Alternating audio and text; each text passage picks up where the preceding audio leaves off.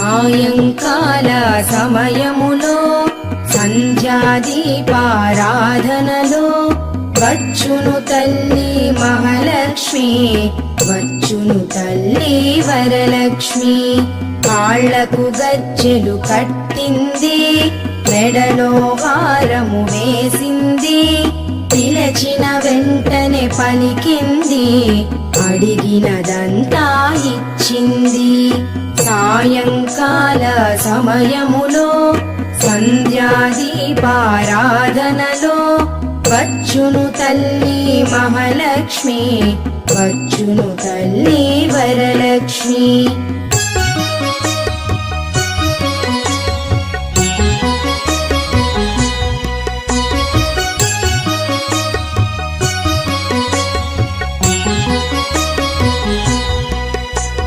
ధనములని